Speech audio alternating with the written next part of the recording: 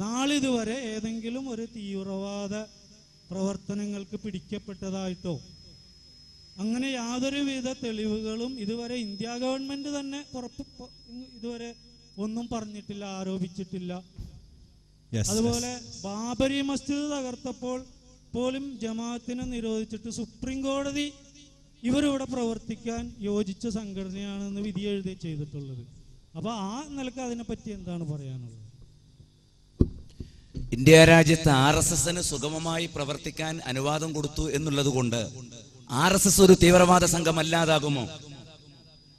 രാഷ്ട്രപിതാവ് മഹാത്മജിയുടെ നേരെ വെടി ഉതിർക്കാനും അതേപോലെ തന്നെ വംശീയമായ വികാരങ്ങൾ അത് കരുപ്പിടിപ്പിക്കുകയും ദേശീയതയെ മതമായി സ്വീകരിക്കുകയും ആ രൂപത്തിൽ മറ്റെല്ലാ മതക്കാരും വിദേശികളാണെന്നും വൈദേശിക മതങ്ങളാണെന്നും ഇന്ത്യ രാജ്യത്ത് ജീവിക്കാൻ അനുവാദമില്ലെന്നും പ്രഖ്യാപിക്കുകയും ചെയ്തുകൊണ്ട് ഇതരരായ ആളുകളെ ഉന്മൂലനാശം വരുത്തലാണ് തങ്ങളുടെ ദേശീയതയുടെയും സംസ്കാരത്തിന്റെയും അടിത്തറ എന്ന് മനസ്സിലാക്കിയ ഗോൾവാൾക്കർ സിദ്ധാന്തം.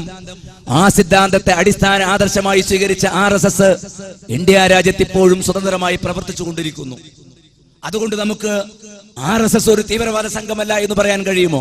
പക്ഷേ RSSന്റെ വിചാരധാരകളും അവരുടെ തത്വങ്ങളും അവരുടെ ആചാര്യന്മാരുടെ നിർദ്ദേശങ്ങളും ആ പ്രസ്ഥാനം രൂപീകരിക്കപ്പെടാൻ കാരണമായ സംഗതികളും ആ പ്രസ്ഥാനത്തെ വിലയിരുത്താൻ ഞങ്ങൾക്ക് കാരണമായിട്ടുണ്ടെങ്കിൽ അതേപോലെ തന്നെ അബുൽ ആല മൗദൂദി ഉയർത്തിപ്പിടിക്കുന്ന ആദർശത്തെയും പ്രസ്ഥാനത്തെയും അത് മുന്നിൽ വെച്ചുകൊണ്ടാണ് തീർച്ചയായും ഞങ്ങൾ അതിനെ വിലയിരുത്തിയിട്ടുള്ളത്. ഇന്ന് ഏതെങ്കിലും ഒരു ജമാഅത്തെ ഇസ്ലാമി മെമ്പർഷിപ്പ് ഉള്ള ആൾ ഒരു തീവ്രവാദ രംഗത്ത് അവൻ പിടിക്കപ്പെടുന്നില്ല എന്ന് പറഞ്ഞാൽ അവന്റെ കടുത്ത നിഫാഖ് എന്നല്ലാതെ എന്താണ്? പിന്നെ എന്തിനവൻ ജമാഅത്തെ ഇസ്ലാമി ഉണ്ടാക്കി?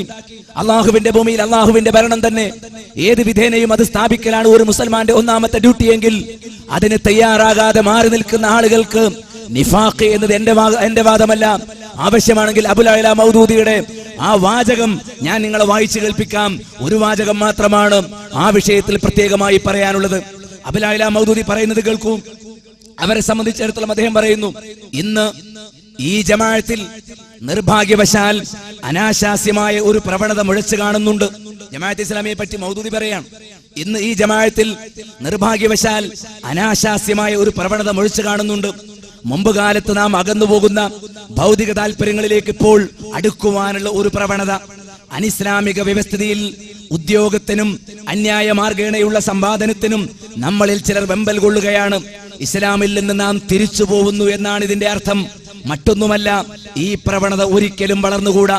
ജമാഅത്തെ ഇസ്ലാമി അങ്ങനെ പരസ്യമായി മൗദൂദിയൻ അജണ്ടകളിൽ നിന്ന് പിന്മാറുകയും തങ്ങളുടെ യഥാർത്ഥ മുഖം പൂഴ്ത്തിവെക്കാൻ വേണ്ടി കണ്ണടച്ചുകൊണ്ട് ശ്രമിക്കുകയും ചെയ്യുന്നുണ്ട് എങ്കിൽ മൗദൂദി വളർത്തിയെടുത്ത ആളുകൾ ജമാഅത്തെ ഇസ്ലാമിയെ വിട്ട് ആ പണി ഇവിടെ നടത്തിക്കൊണ്ടിരിക്കുന്നുണ്ട്.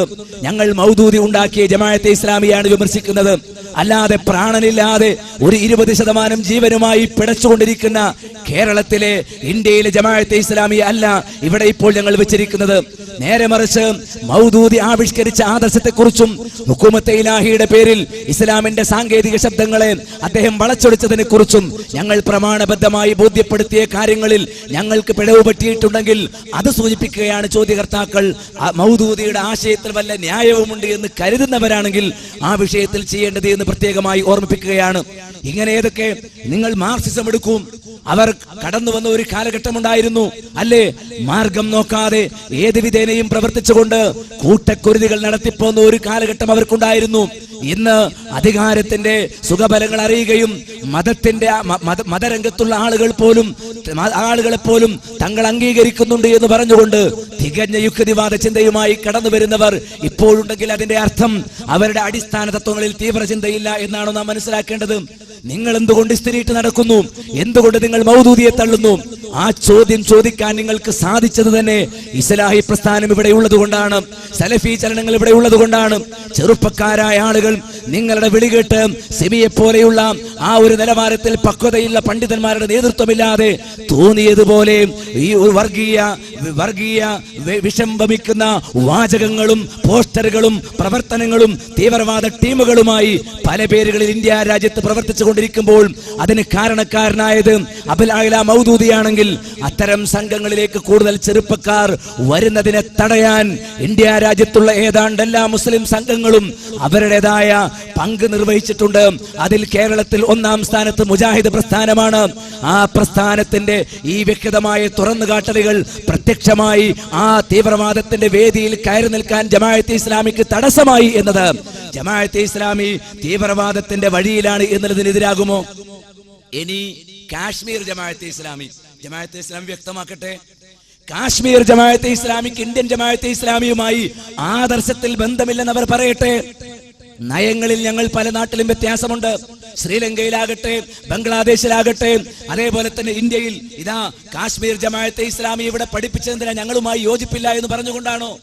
ഇന്ത്യൻ ജമാഅത്തെ ഇസ്ലാമിയുടെ 50-ാം വാർഷിക പതിപ്പിലാണ് കാശ്മീർ ജമാഅത്തെ ഇസ്ലാമി എന്നൊരു തലക്കെട്ടുണ്ടായത്. എങ്ങനെ ഇത് കടന്നു വന്നു? ഇതിലെവിടെയെങ്കിലും ഞങ്ങൾ തീവ്രവാദി ഗ്രൂപ്പാണ് എന്ന് പറയുമ്പോൾ ഈ തീവ്രവാദ ലൈനിനോട് ഞങ്ങൾക്ക് യോജിപ്പില്ല എന്ന് ഈ പ്രസിദ്ധീകരണത്തിൽ എവിടെയെങ്കിലും എഴുതി വെച്ചിട്ടുണ്ടോ? ഇല്ലെന്നു മാത്രമല്ല, ഇന്നോളം ഇനി നാളെ ഉണ്ടാകുമോ എന്നറിഞ്ഞുകൂടാ. അതുകൊണ്ട് തന്നെ വളരെ വ്യക്തമായി അറിയണം, ഇന്ത്യക്കാരൻ കാശ്മീർ ഇന്ത്യയിലാണ് എന്ന് വിശ്വസിക്കുമ്പോൾ ഏത് വകയിലാണ് ഇന്ത്യൻ ജമാഅത്തെ ഇസ്ലാമിയും കാശ്മീർ ജമാഅത്തെ ഇസ്ലാമിയും വേറെയായത്? കാശ്മീർ പാകിസ്ഥാനിന്റെ ഭാഗമാണ് എന്ന മൗദൂദിയുടെ ചിന്താഗതി നിങ്ങൾക്കുണ്ടോ? ഇന്ത്യ രാജ്യത്തിന് ദുരാഷ്ട്രവാദ സങ്കല്പത്തിലേക്കും ആ ഒരു ചിന്തയിലേക്കും മൗദൂദി നൽകിയ സംഭാവന എന്താണ് എന്ന് സാന്ദർഭികമായി അനുസ്മരിക്കുമ്പോൾ മാത്രമാണ് നിങ്ങൾക്ക് ആ കാര്യം മനസ്സിലാവുക. മൗദൂദിയുടെ ആശയങ്ങളെ പ്രതിനിധീകരിച്ചുകൊണ്ട് സംസാരിക്കുന്ന ഗീലാനി അദ്ദേഹം പറയട്ടെ, മൗദൂദിയുടെ ഈ ആദർശ നിലപാടുകളെ സംബന്ധിച്ച് അദ്ദേഹത്തിന് പറയാനുള്ള വാചകങ്ങൾ നിങ്ങളൊന്ന് കേൾക്കുക. അദ്ദേഹം പറയുകയാണ്, മൗദൂദിയെ സംബന്ധിച്ചിടത്തോളം ഇന്ത്യൻ ദേശീയത ഭൂരിപക്ഷ സമുദായത്തിന്റെ പൈശാചിക തന്ത്രങ്ങൾക്ക് മറപിടിക്കുന്ന ഒരു രാഷ്ട്രീയ ചതിയാണ്. ദേശീയ പ്രസ്ഥാനത്തിന്റെ വളർച്ച ഈ മഹാരാജ്യത്ത് മുസ്ലിങ്ങൾക്കും അവരുടെ ഭാവിക്കും ആപത്തിന്റെ മന്ത്രമാണ്. മൗദൂദിയെക്കുറിച്ച് മൗദൂദി ചിന്തയും പ്രസ്ഥാനവും എന്ന പേരിൽ മൗദൂദിയുടെ സഹയാത്രികനായ ഗീലാനി എഴുതിയ ഗ്രന്ഥമാണ് ഞാൻ നിങ്ങളെ കേൾപ്പിക്കുന്നത്. എന്നിട്ട് നിങ്ങൾ കേട്ടോളൂ. കാശ്മീരിന്റെ വിഷയത്തിൽ എന്തുകൊണ്ടാണ് എന്റെ സുഹൃത്തിന് ഇങ്ങനെ സംസാരിക്കേണ്ടി വന്നതിന്റെ വ്യക്തമായ രേഖ ഞാൻ തരാം. മൗലാന മൗദൂദി തന്റെ മുസ്ലിം രാഷ്ട്രത്തിന്റെ രക്ഷയ്ക്കെത്തി സുപ്രസിദ്ധവും ഉത്കൃഷ്ടവുമായ 2 ഗ്രന്ഥങ്ങൾ അദ്ദേഹം നൽകി. മുസൽമാൻ ഓർ മൗജൂദ സിയാസി കശ്മകശും മസ്അലെ ഖൗമിയത്തും 2 പുസ്തകങ്ങളും ദ്വിരാഷ്ട്ര സിദ്ധാന്തത്തിന്റെ മറ്റൊരു വാക്കായ പാകിസ്ഥാൻ വാദത്തിന് മുസ്ലിങ്ങളെ അനുകൂലികളാക്കുകയുണ്ടായി. എന്റെ ബഹുമാനായ സുഹൃത്ത് അബുൽ അഅ്ല മൗദൂദിയുടെ ഈ പാകിസ്ഥാൻ വാദത്തോട് യോജിച്ചത് കൊണ്ടാണോ കാശ്മീർ ജമാഅത്തെ ഇസ്ലാമിയെ മാറ്റിയത്? രണ്ടാമത്, ജമാഅത്തെ ഇസ്ലാമി എന്നത് ഇസ്ലാമാണോ? ജമാഅത്തെ ഇസ്ലാമി എന്നത് ഇസ്ലാമാണോ? ഇസ്ലാമാണെങ്കിൽ ഇന്ത്യയിൽ അതൊന്ന് വേറും കാശ്മീരിൽ മറ്റൊന്ന് വേറും. വേടെ അറിയണം, ഇസ്ലാമിനെയാണോ ജമാഅത്തെ ഇസ്ലാമി പ്രതിനിധീകരിക്കുന്നത്? അതല്ല കേവല രാഷ്ട്രീയ പാർട്ടിയാണോ? എങ്കിൽ ഇന്ത്യൻ ജമാഅത്തെ ഇസ്ലാമി എന്തുകൊണ്ട് ആദർശ രംഗത്ത് കാശ്മീരിൽ പറ്റുകയില്ല എന്ന് എന്റെ സുഹൃത്തിന് തന്നെ സമ്മതിക്കേണ്ടി വന്നു. ഞങ്ങൾക്കറിയാം, കാശ്മീരിലാണ് യഥാർത്ഥ ജമാഅത്തെ ഇസ്ലാമി ഉള്ളത്. അവിടേക്ക് തന്നെയാണ് ഇന്ത്യൻ ജമാഅത്തെ ഇസ്ലാമിയുടെ പോക്ക്. ജമാഅത്തിന്റെ നേതാക്കന്മാർ ഒറ്റയടിക്ക് പോകാറായിട്ടില്ല. ക്രമേണ പുറത്തു പൊതുപ്രവർത്തനങ്ങളും അങ്ങനെ വിളിച്ചു കൂട്ടുന്ന സർവ്വതാ യോഗ്യരായ ചെറുപ്പക്കാരെ രഹസ്യമായി വളണ്ടിയർ കോറുകളിലൂടെ സംഘടിപ്പിച്ച് അവരെ കർമ്മസമിതികളായി പ്രേരിപ്പിച്ച് അങ്ങനെ നിഗൂഢമായി തീവ്രവാദ അജണ്ടകളിലേക്ക്, നേരത്തെ പറഞ്ഞ മൗദൂദി ഇൻസ്റ്റിറ്റ്യൂട്ടുകളിലേക്കൊക്കെ റിക്രൂട്ട് ചെയ്യുന്ന പ്രവർത്തനം രഹസ്യമായി നടത്താൻ അങ്ങനെ വന്നാൽ അടുത്ത കാലത്തൊന്നും മൗദൂദിയുടെ അജണ്ട ഇന്ത്യ രാജ്യത്ത് നടപ്പാക്കുകയില്ല എന്ന് മനസ്സിലാക്കിയിട്ടല്ലേ ജമാഅത്തെ ഇസ്ലാമിയുടെ നേതൃത്വത്തിൽ രൂപം കൊണ്ട സിമി ജമാഅത്തിനെ വിട്ടുപോയത്? അതുകൊണ്ടല്ലേ സിമി വളർത്തിയെടുത്ത NDF-ഉം പോപ്പുലർ ഫ്രണ്ടും മറ്റെന്തൊക്കെയായി മാറിയിരിക്കുന്ന ആ ചിന്ത 100% മൗദൂദിയൻ അജണ്ടയല്ലേ ഇവിടെ നടപ്പാക്കാൻ പോകുന്നത്? ഞങ്ങൾ വളരെ ഗുണകാംക്ഷയോടുകൂടിയാണ് ഈ ചോദ്യം ചോദിച്ചത്. ഞങ്ങൾ മനസ്സിലാക്കുന്നു, ഇസ്ലാം കാശ്മീരിൽ ഒന്ന് വേറെ, അതേപോലെ കേരളത്തിൽ ഒന്ന് വേറെ, പാകിസ്ഥാനിൽ ഒന്ന് വേറെ, സൗദി അറേബ്യയിൽ ഒന്ന് വേറെ, അമേരിക്കയിൽ ഒന്ന് വേറെ. സ്വർഗം നമുക്ക് ഉറപ്പുവരുത്തുകയും നരകത്തിൽ നിന്ന് നമ്മെ രക്ഷപ്പെടുത്തുകയും ചെയ്യേണ്ട ഇസ്ലാം ഓരോ രാജ്യത്തും പോകുമ്പോൾ എങ്ങനെ ഓരോന്നായി മാറുന്നു? ഒരിടത്ത് ഇസ്ലാം എന്ന് പറഞ്ഞാൽ മിതവാദവും, വേറെ ഒരിടത്ത് തീവ്രവാദവും, വേറെ ഒരിടത്ത് ജീർണവാദവുമായി മാറാൻ പാടുണ്ടോ? ഇസ്ലാമിന് എല്ലായിടത്തും ഏകമുഖമല്ലേ? യാതൊരു സംശയവും അക്കാര്യത്തിലില്ല. ഇസ്ലാമിന് അത്തരമൊരു മുഖമുണ്ട് എന്നത് എവിടെ നിന്ന് കിട്ടി? ഇസ്ലാമിനെങ്ങനെ രാഷ്ട്രത്തിന്റെ അതിരുകൾ മാറുമ്പോൾ പുതിയ ആദർശമുണ്ടാകുന്നു? ശരി, കാശ്മീർ ജമാഅത്തെ ഇസ്ലാമിയുടെ ആദർശ നിലപാടുകളുമായി ഇന്ത്യൻ ജമാഅത്തെ ഇസ്ലാമിക്ക് വ്യത്യാസമുണ്ടോ? ഉണ്ടെങ്കിൽ എവിടെയൊക്കെ? അവരത് പറയട്ടെ. ഇന്ന് വരെ പറഞ്ഞില്ലല്ലോ. ഇന്ന് വരെ അബ്ദുൽ മൗദൂദി ഉണ്ടാക്കിയ ജമാഅത്തെ ഇസ്ലാമിയല്ലേ ഇന്ത്യയിൽ പ്രചരിപ്പിച്ചിരുന്നത്.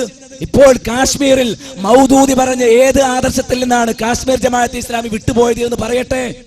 ഞങ്ങൾ പറയാം,